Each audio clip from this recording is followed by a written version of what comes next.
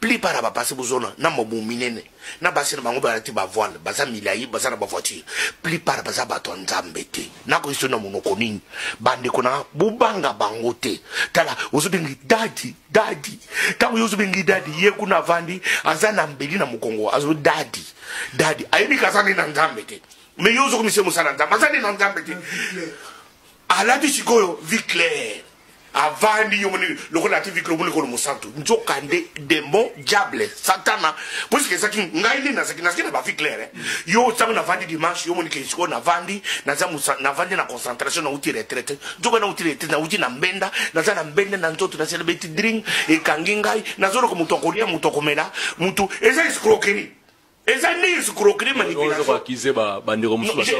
nazoro bangai oya koboya aboyi na nazoro bangai na makamuna sako sala mais nazoko sala nga moko te j'étais dans un ba pasteur nazikisha to makanga moko ka pasteur na sala benga ba pasteur mais loko na suis mandat te ko tanga ba komo bango makamuna bazo sala nga nazo be nganga mutu na sali ngai na saki escroc na saki moyibi na saki nganga na saki mutu misala be ya lokuta moi si akokota na église il faut que moi silanga moi na kokota na église c'est tout mon travail c'est tout ce que j'ai fait pendant 30 ans pasteur mon côté na tambuli na ye akobo yeke makabana zo bizaya solote ba yibiki na saki na basi bayibiki na saki na basi na boto uyibiki ko ina zana bana ko zana bana ko na ko nombre na boto asi belé na zana bana ko de 10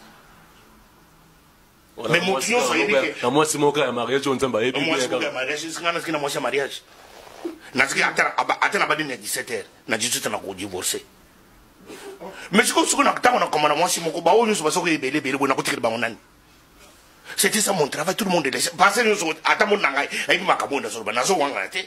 Kende na mikono parce que autant na chatumba, est-ce que makamu chatumba zo ngonza rukuta. Chatumba c'est qui escroc ya basité. Encore déjà solo. Nazo bango lelo puisque Satan m'a humilié, les péchés m'a humilié. J'étais humilié par les péchés. Moi j'ai une licence. J'ai des fois dégradué d'université. Mais j'ai été humilié par les péchés, humilié. Ngai na komi moyibi amituka, na komi moyibi akoteka jamba, na komi moyibi akosala bachek, mais passer avec la Bible. Voilà là où le péché m'a amené, le péché m'a humilié. Quand je vois un pasteur dans les péchés, j'ai la haine. Puisqu'il ne sait pas là où le péché peut l'amener. Le péché va t'amener très loin. Le péché m'a humilié. Moi, j'ai été humilié. Bah comme ngai de ma nature, na kolo mutabeta ngate. Mais est-ce que dans un sportif mais beaucoup de bétanga na konyo so Paris ba bétaka chato boni ba bétinga ye na kimi ba bétinga ye na ko kokima ba o tambola soute o tambola beaucoup bétanga na konyo so tout ba ko bétanga.